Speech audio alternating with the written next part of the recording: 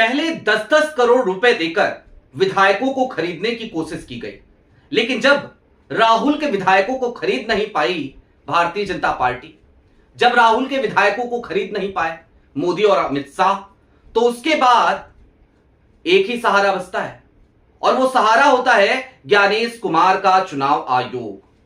तो ज्ञानेश कुमार के अफसर के पास एक फर्जी शिकायत लेकर के ही, ऐसा ही लगता है फर्जी शिकायत लेकर के भारतीय जनता पार्टी पहुंच गई, और पहुंची तो नामांकन रद्द हो गया और भारतीय जनता पार्टी का तीसरा उम्मीदवार वो निर्विरोध रूप से राज्यसभा का चुनाव जीत चुका है।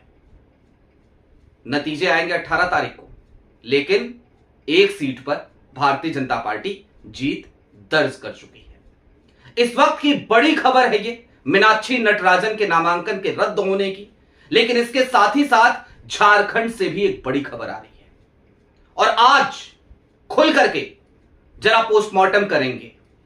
मीनाक्षी नटराजन के जिस केस को लेकर के, जिसका हवाला देते हुए चिट्ठी लिखी गई चुनाव आयोग को, रिटर्निंग अफसर को, वो भी आपको दिखाएंगे, वो नोटिस आपको दिखाएंगे, सो कॉज नोटिस। और पूरा मामला जब आप समझेंगे ना तो आपकी समझ में आएगा कि वाकई में अब ये लोकतंत्र ओकतंत्र का ढोंग जो है ना, वो मदर ऑफ डेमोक्रेसी कहना, ये सब मोदी जी को बंद कर देना चाहिए। नमस्कार, मैं स्वप्निल और आप मुद्दा देख रहे हैं। दोस्तों आगे बढ़े उससे पहले वही छोटी सी अपील। मुद्दा इन दिनों एक गंभीर आर्थिक संकट से जूझ रहा है।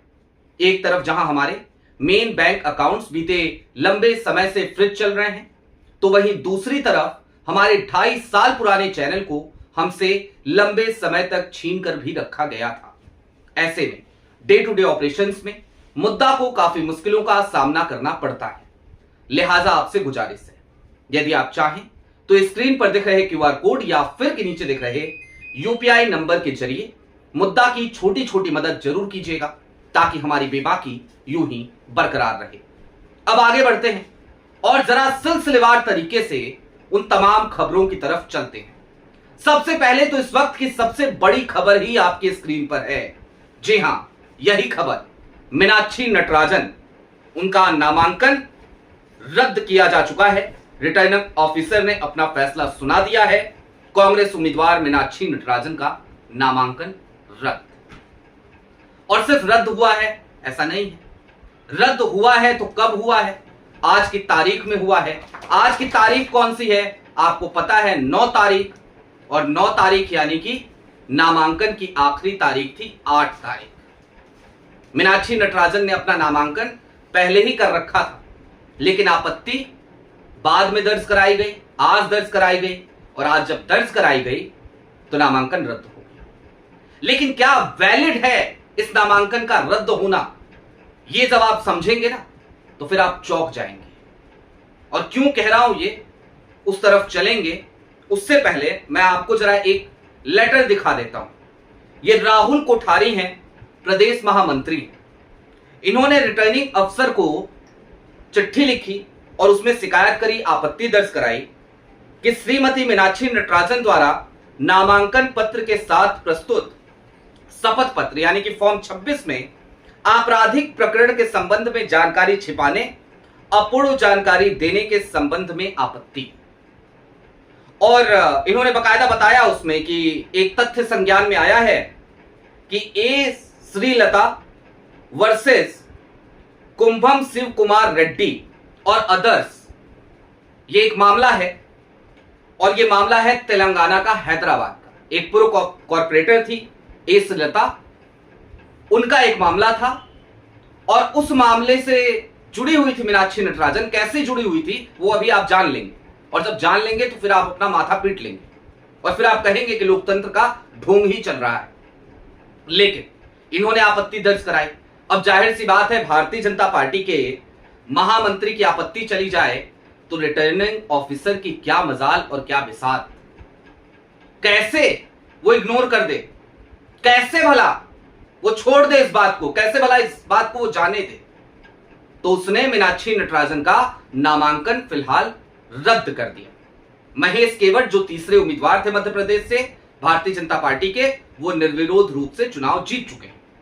ठीक उसी तरीके से जैसे 2024 के चुनाव में जब गिनती शुरू हुई तो आपको याद होगा भारतीय जनता पार्टी एक सीट गिनती शुरू होते ही जीत गई थी, पोस्टल बैलेट भी नहीं खुले थे, क्योंकि सूरत में तमाम प्रत्याशियों ने अपने नामांकन वापस ले लिए थे और कांग्रेस के प्रत्याशी का नामांकन रद्द हो गया था। याद है ना आपको, निर्विरोध रूप से वहां पे भी जीत हुई थी, यहां पर भी वही हाल हुआ। अब आपके स्क्रीन पर वो नोटिस है जिसके आधार पर आपत्ति दर्ज कराई गई। ये ए श्रीलता कंप्लेनेंट है और मीनाक्षी नटराजन है रिस्पोंडेंट। और मीनाक्षी नटराजन को ये नोटिस जारी की थी एसीजीएम कोर्ट ने, जुडिशियल मजिस्ट्रेट ने, और क्यों की थी जरा जान लीजिए। ए श्रीलता ने जो आरोप लगाए थे मीनाक्षी नटराजन पे वो ये थे कि मीनाक्षी नटराजन ने एक आरोपी को राजनीतिक संरक्षण दिया है, एक ऐसे आरोपी को जिसके साथ ए श्रीलता का मुकदमा चल रहा था। इस आधार पर जुडिशियल मजिस्ट्रेट ने सिर्फ एक सो कॉज नोटिस दिया था, कोई एफआईआर दर्ज नहीं हुई थी, कोई मुकदमा दर्ज नहीं हुआ था, सिर्फ नोटिस था। और नोटिस अगर किसी को मिला हो जुडिशियल मजिस्ट्रेट से, किसी भी कोर्ट से, तो उसको फॉर्म 26 में कहीं अंकित करना हो, यह हास्यास्पद है। आज तक उसका कॉलम भी नहीं है फॉर्म 26 में, तो फिर भला सो कॉज नोटिस के आधार पर नामांकन कैसे रद्द हो गया, आप सोच सकते हैं। लेकिन इससे पहले क्या क्या हो चुका है वो भी आप जरा जान लीजिए, वो जानना आपके लिए और ज्यादा महत्वपूर्ण है। कांग्रेस विधायक बाबू जंडेल, ये श्योरपुर से विधायक हैं, इन्होंने बीते दिनों अभी आरोप लगाया था कि 10 करोड़ का इनको ऑफर आया है। और ऐसे में जब 10 तारीख को इनके पास 10 करोड़ का इनके पास ऑफर आया, बीते दिनों तकरीबन 6-7 तारीख में, तो इन्होंने आरोप मढ़ा और उसके बाद कांग्रेस सतर्क हो गई। कांग्रेस ने अपने सभी विधायकों को बेंगलुरु शिफ्ट करना शुरू कर दिया। तमाम विधायक निकल चुके थे, आधे से ज्यादा विधायक जा चुके थे, लेकिन भारतीय जनता पार्टी के फिर हाथ पांव फूलने लगे। और फूलने इसलिए लगे क्योंकि भाई 2 सीटें निकालने के बाद सिर्फ 48 विधायकों की संख्या बचेगी और 58 विधायकों की संख्या भारतीय जनता पार्टी को तीसरे सीट के लिए चाहिए थी। कांग्रेस में कोई टूट ये करवा नहीं पा रहे थे, कांग्रेस के विधायकों को ये खरीद नहीं पा रहे थे। कांग्रेस के पास मध्य प्रदेश में 64 विधायक हैं। इस आधार पर मीनाक्षी नटराजन की जो सीट थी वो निकलनी तय थी, लेकिन तीसरा उम्मीदवार अगर खड़ा किया है तो जिताना भी तो है। तो जिताना है तो जिताने का यही तरीका और यही तरीके का कि ज्ञानेश को फोन कर दो कि बोलो भैया अपने अफसर को, हम ये आपत्ति दर्ज करा रहे हैं, खारिज कर दे पर्चा, बाद में देखा जाएगा लोकतंत्र वोकतंत्र, अभी राज्यसभा में नंबर अपना मजबूत करना है। यही किया भारतीय जनता पार्टी ने, यही करवाया ज्ञानेश कुमार से।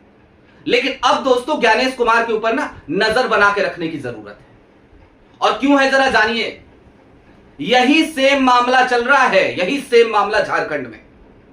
परिमल नाथवानी रिलायंस से जुड़े हुए हैं, आप सभी को पता है, निर्दलीय उम्मीदवार हैं और भाजपा समर्थित उम्मीदवार हैं।